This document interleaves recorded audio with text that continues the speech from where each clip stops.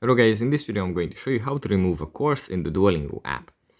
First, we have to open up the app, and here it opens up in the home menu where we have our course. Here we can just start lessons and study a new language. From here we go into the profile menu. It's the little face icon in the bottom of the screen. Then we go into the top right corner, tap on the cog icon, and then we tap on courses. Here we have a list of all the courses that we have started so far. For me, it's just English right now. And if we tap on remove, we are going to remove this course from our course list.